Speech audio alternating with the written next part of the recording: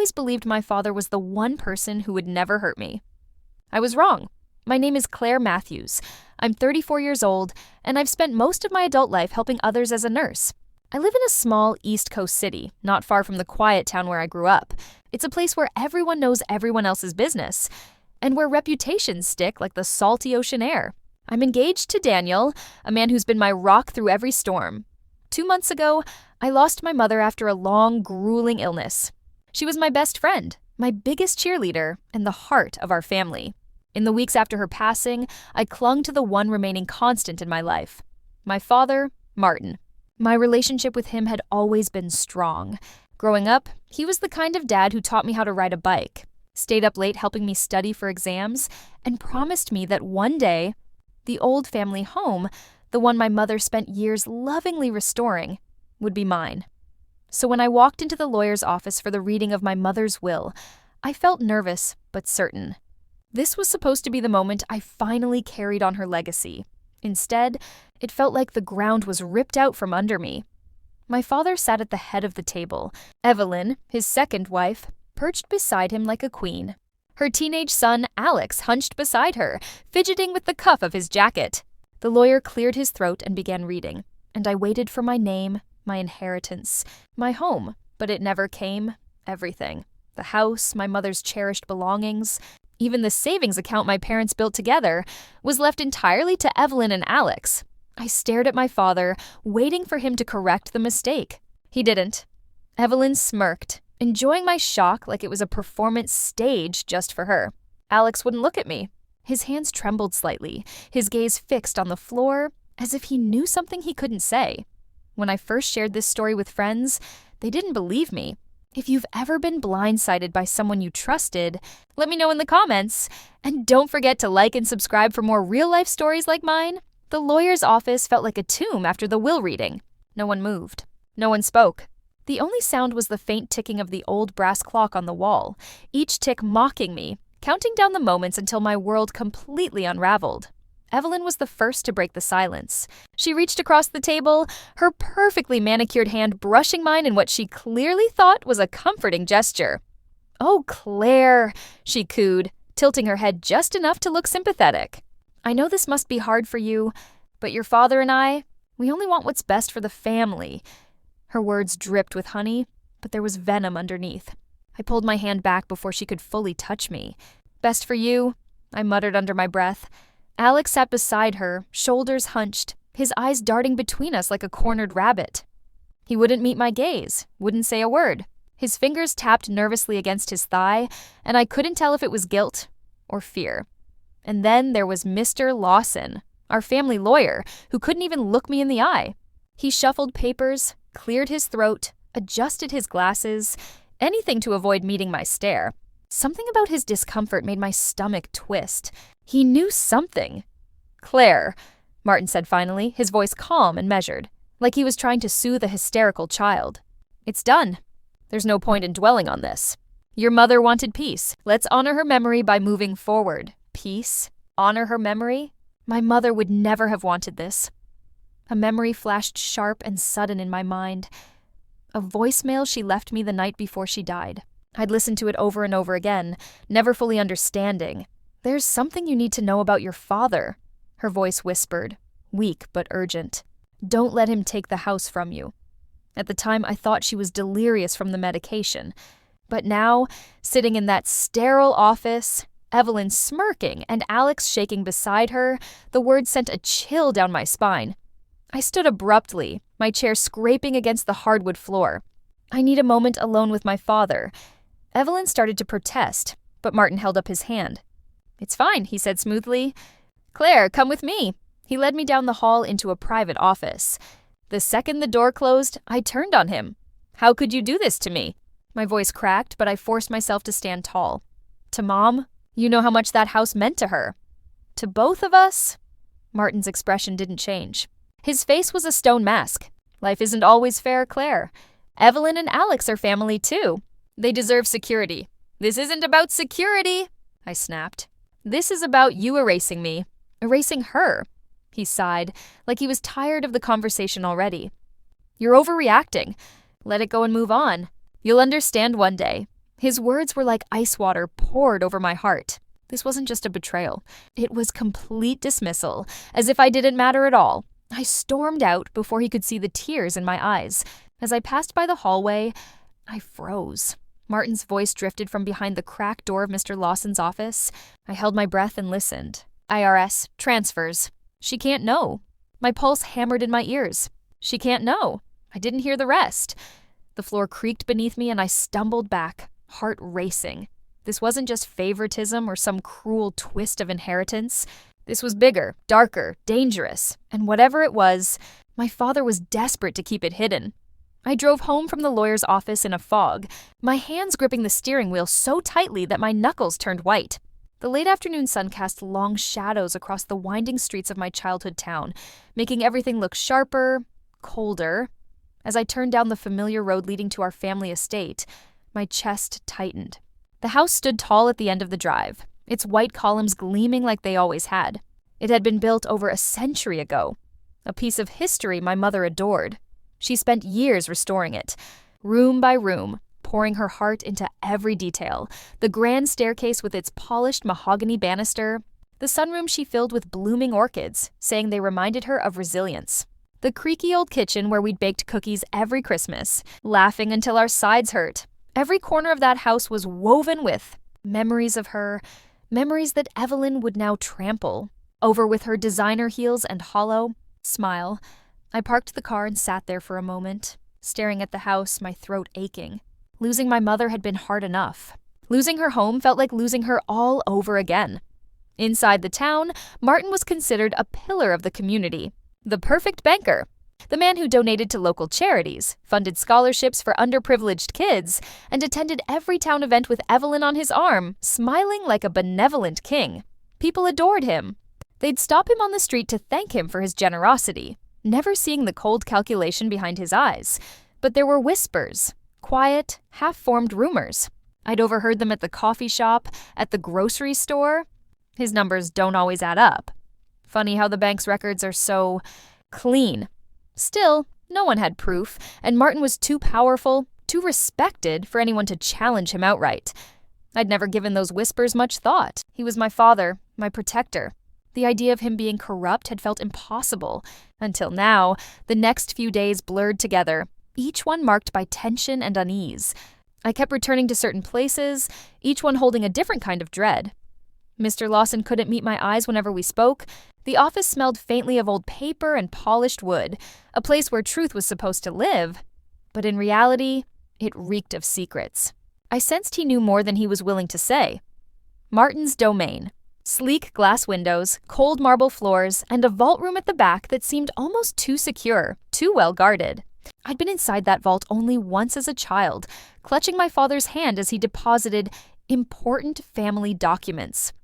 That memory haunted me now. What else was he hiding behind those thick metal doors? I passed by it on my way to work, never imagining I'd one day have to fight for my own name there. Its gray stone walls loomed like a warning of what was to come. Our town was small, but it was nestled close to a bustling East Coast city, a strange mix of old money traditions and modern corruption. Stately historic homes like ours lined the outskirts, while downtown was all glass towers and fast-talking businessmen. It was the kind of place where legacies were protected at any cost, where appearances mattered more than truth. And standing in the middle of it all was my father, the perfect image of success on the outside, while underneath, something rotten festered. I stared at the house one last time before leaving that night, my mother's voice echoing in my mind. Don't let him take the house from you. At that moment, I didn't just feel grief. I felt a slow, simmering anger. And I knew, whatever Martin was hiding, I was going to find it. I barely made it out of the house without being seen, my heart pounding so hard I could hear it in my ears. The night air was sharp and cold, stinging my lungs as I sprinted to my car. Clutched tight against my chest was the small, leather-bound journal I'd found tucked inside my mother's cedar chest. The one Evelyn had claimed was just full of old recipes and to-do lists. Didn't believe that for a second. Sliding into the driver's seat, I locked the doors and peeled out of the driveway, headlights cutting through the fog. I didn't let myself breathe until I was halfway down the road. When I finally reached my apartment, Daniel was waiting for me, worry etched across his face. Claire! Where were you? I've been calling all night. I couldn't risk answering, I gasped, clutching the journal like a lifeline. I found something. I think she knew. At the kitchen table, I flipped open the worn pages. My mother's neat, looping handwriting filled the journal, but it wasn't filled with recipes or shopping lists. The first few entries were about the house renovations, about small joys she found in the gardens or sunroom. But then, the tone shifted. Words like accounts, transfers, offshore began to appear. My stomach twisted as I read, and then I found the entry that froze me in place. If anything happens to me, Claire must know the truth about Martin's accounts. He isn't who she thinks he is. The house is the key. Protect it. My throat tightened. If anything happens to me, Mom had been sick for months, but reading those words sent a shiver down my spine. Had she simply been paranoid? Or had she suspected something even darker than financial betrayal? Daniel squeezed my shoulder.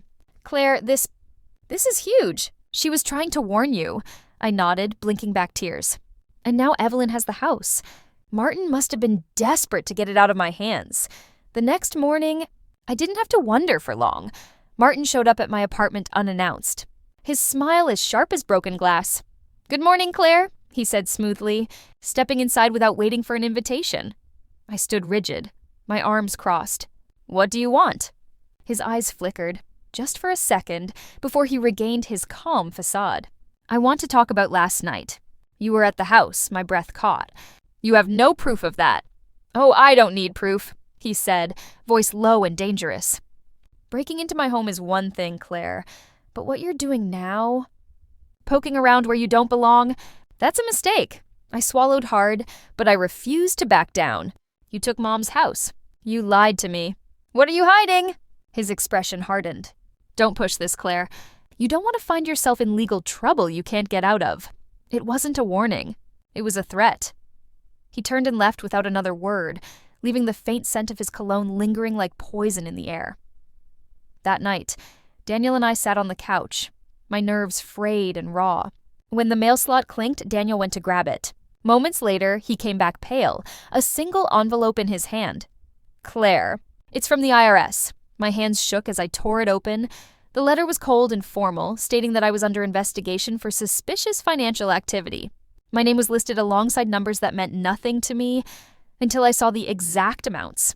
They matched the entries in my mother's journal. Perfectly. Daniel's eyes widened. Oh my God, Claire, Martin's framing you. He forged the documents and made it look like you're hiding the money. The room spun. First, he took my home. Now, he was coming for my freedom. As I clutched the letter, one horrifying truth sank in. Martin wasn't just betraying me. He was setting me up to take the fall for everything. The IRS letter felt like a physical weight in my hands, heavier than anything I'd ever held. I barely slept that night. Every time I closed my eyes, I saw my father's face, calm and collected, telling me to let it go. The next morning, Daniel set a cup of coffee in front of me, his expression grim. Claire, I've been thinking, he said, sitting across from me. If Martin's framing you, there has to be a trail somewhere. He's not doing this alone, my head pounded. The IRS thinks I'm the one hiding the money. They won't listen to me without proof. That's why I didn't sleep much either. Daniel leaned forward, lowering his voice. I reached out to a friend of mine who works near your dad's bank. He put me in touch with someone inside, someone who's been suspicious of Martin for a long time. I blinked at him. You found a whistleblower? He nodded. And they're willing to help us. But it's risky. We met the whistleblower that evening in a dimly lit diner on the edge of town. The man was in his late 30s, with tired eyes and a nervous twitch in his jaw. He kept glancing toward the door as if expecting Martin to walk in at any moment. Are you Claire? He asked in a hushed voice. Yes, I said, my palms sweating. He slid a small USB drive across the table. These are partial transaction records I've been pulling from the bank's internal system. They link Martin to several offshore accounts. It's not everything, but it's enough to prove he's been moving money illegally. My fingers closed around the drive. It felt like holding a live grenade. If he finds out I helped you, the whistleblower said, his voice shaking, we'll both go down. You need to be careful. This man plays dirty. The next day, I knew what I had to do. Alex. I found him sitting alone on the back porch of the house that used to be mine. He was hunched over, headphones dangling from his neck, staring at his sneakers. Alex, I said softly. He flinched but didn't look up. You shouldn't be here. Mom says you're causing trouble. I swallowed my anger. I just want to understand. You've been off lately. Scared. I can see it. His lip trembled. You don't get it. Then help me get it, I pleaded. Please. For a moment he said nothing. Then the words tumbled out before he could stop them. Why do you care so much about the will? Mom said it was supposed to be yours anyway. I froze, my heart slamming against my ribs. What did you just say? His eyes went wide. I didn't mean... He bolted to his feet and ran inside, slamming the door behind him. But it was too late. He'd confirmed what I'd been suspecting all along. There was an original will, and Martin had destroyed it. Back at home, I paced the living room, clutching the USB. If we can get the complete records from the bank, I said, we can prove Martin's guilt and clear my name. Daniel nodded. Then we need to go straight to the source, the vault room. My stomach twisted. You mean break in? It's the only way, he said firmly. I stared at him, torn between terror and determination. Finally, I nodded. Okay, tonight. We gathered what we needed. Flashlights, gloves, adrenaline running high. Just as we were heading for the door, my phone buzzed. I glanced down. It was a text from my father. We need to talk. Now. The blood drained from my face. Daniel read over my shoulder. He knows. And suddenly, I wasn't sure if we were walking into the bank or into a trap. Daniel and I stood in silence, the glow of my phone screen casting eerie shadows on the wall. We need to talk. Now. Martin's message sat there like a landmine waiting to go off. Daniel's jaw tightened. He knows. He definitely knows. Then we don't have time to waste, I said, shoving the phone into my pocket. If we stop now, we lose everything. The IRS will bury me and Martin will get away clean. Daniel grabbed his car keys. Then let's finish this. The bank sat in the heart of downtown, a pristine building with marble columns and spotless glass doors. By night, it looked like a sleeping giant. Cold, intimidating, and dangerous. Daniel parked a block away. Security's minimal after midnight, he whispered, handing me a pair of gloves. We get in, grab what we need, and get out. No second chances. My pulse hammered in my ears. And if we get caught? He gave me a grim smile. We won't. We slipped around the side of the building to a service entrance Daniel had scouted earlier. My hands trembled as he worked the lock. With a soft click, the door swung open. Inside, the air was sterile and cold, smelling faintly of disinfectant and ink. We crept through narrow hallways, ducking past cameras Daniel had timed out from a previous visit. Every footstep echoed like a gunshot in the silence. Finally, we reached the vault room, a heavy steel door with a keypad. Daniel punched in the code, muttering, "Thank you, whistleblower." The door released with a hiss. Inside, the vault was a cathedral of greed. Rows of deposit boxes, stacks of documents, and one sleek black filing cabinet tucked against the far wall. That's it, Daniel said. Martin keeps his private records here. I hurried over, yanking open drawers. At first, there was nothing but mundane paperwork. Tax forms, loan documents. Then my hand brushed something odd. A false panel at the back. Daniel, I whispered urgently. Together we pried it open, revealing a hidden compartment. Inside were two things. A small USB drive and a folder labeled Claire Whitman. Confidential. My breath caught. Daniel flipped through the folder. These are forged financial documents. They make it look like you funneled the offshore money. He's been planning this for months, I choked out. Maybe years. I grabbed the USB, my fingers shaking. This has to be the real proof. We need to go. The moment we turned toward the door, a deafening beep, beep, beep filled the air.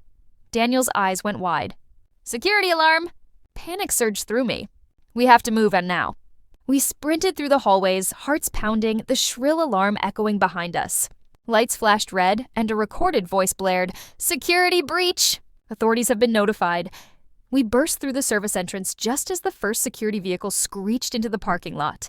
Daniel floored the gas, and we sped away, the bank shrinking in the rearview mirror. My hands clutched the USB like a lifeline. We did it, I gasped, adrenaline coursing through me. We actually did it. Back at home, I plugged the USB into my laptop. As files loaded, my worst fears were confirmed, and then shattered into something far worse. Page after page of transaction records appeared, all signed by Martin. Millions of dollars funneled into accounts under Evelyn's name, and even Alex's. Daniel leaned over my shoulder. He's using his own family as shields. Tears blurred my vision. And he tried to use me as the fall guy. The doorbell rang. We froze. Daniel whispered, "Who the hell?" The door swung open before he could finish. Martin stepped inside, calm and collected, a thin smile curving his lips. In his hand was the forged folder. My supposed records. "You should have taken the hush money, Claire," he said smoothly, closing the door behind him. My blood ran cold. Now, he continued, his eyes gleaming. "You've left me no choice." Martin set the forged folder down on my coffee table like a hunter displaying his kill. His eyes gleamed with the cold certainty of a man who thought he'd already won. "Claire," he said smoothly, as if we were discussing family business over dinner. "This can still end quietly. You sign a statement admitting you moved the money, that you made a mistake trying to help me protect our family's assets, and the IRS will take you, not me." I stared at him, bile rising in my throat. "You want me to go to prison for you?" He didn't even flinch. "For the family," he corrected, voice sharp. "You'd be out in a few years, and when you get out, everything will be waiting for you. The house. Your name. Everything." My laugh came out strangled. "You think I'd sacrifice myself after you betrayed Mom, stole her home, and tried to ruin my life?" His mask slipped, and for a heartbeat, I saw the man beneath. Desperate, paranoid, dangerous. "You don't get it," he snarled, slamming his fist onto the table. "This was never about you. The IRS came for me first. If I go down, everything I built dies with me. I gave you a way out and you spit in my face." I squared my shoulders. "No, Martin. You destroyed everything the moment you chose greed over your own daughter." His lips curled into a mocking smile. "You think you're in control here? I've already planned every step. The signatures are forged, the transfers trace back to your account, and those documents," he tapped the folder with a single deliberate finger, "are already in the IRS system." "You're done." The front door creaked open behind him. Evelyn walked in, her face a perfect mask of concern. "Martin," she said, breathless. "Please, let's not do this. Claire doesn't need to be dragged into our problems." Martin's expression softened slightly as he turned toward her. "Good. Finally, someone who understands." But then Evelyn's gaze shifted to me. She reached into her purse and pulled out a small stack of papers, her hand trembling only slightly. "I'm not going to prison for you, Martin," she said, voice low and deadly calm. "Here, this is everything the IRS needs." My breath caught as she handed me the papers. Bank records, passwords, wire transfers, proof. Martin's face went crimson. "You traitor? After everything I did for you." The sound of pounding on the front door cut through the chaos. A voice shouted, "IRS, open up!" Evelyn backed away, clutching her purse like a shield. Martin's eyes darted wildly. No, this isn't happening," he muttered. Then, with a burst of movement, he bolted toward the back door. "Martin!" I screamed, lunging after him. But he was already gone, swallowed by the night. The front door burst open as IRS agents stormed in. Evelyn collapsed into a chair, sobbing. I stood frozen, clutching the evidence to my chest, staring at the dark, empty doorway where my father had vanished, knowing he might never face justice, and that the fight was far from over. Evelyn didn't fight when the agents let her out of the house. She didn't scream or beg or even look back at me. She just clutched Alex's hand, her perfect manicure trembling, as if she'd finally realized the empire she built on Martin's lies was gone. Within days, they were gone, packed up and moved to another state, leaving no forwarding address. They took nothing from my mother's house. Not the silverware, not the furniture, not even the photos on the mantel. It was like they'd been ghosts passing through, their presence erased as swiftly as it had appeared. The IRS cleared me after reviewing the evidence Evelyn provided and the USB Daniel and I had stolen. The agents even apologized, though their stiff, careful tone made it clear they didn't often admit mistakes. Martin, however, remained at large. He'd vanished into thin air, leaving behind nothing but forged documents, frozen accounts, and the faint scent of betrayal. The news reported occasional sightings, a man matching his description boarding a ferry, withdrawing cash from an ATM in another state, but nothing stuck. It was as if he'd never existed. I should have been relieved, but instead, I felt hollow. The house was quiet now, painfully so.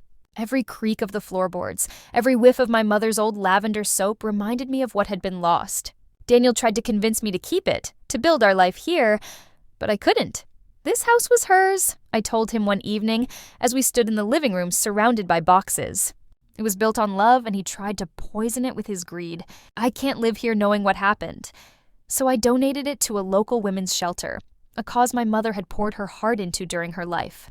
It felt like the only way to honor her memory. While sorting through her belongings before handing over the keys, I found her final journal tucked into the back of a dresser drawer. The last entry was just 7 words, written in her graceful, looping script. Claire, fight for the truth, even if it breaks your heart.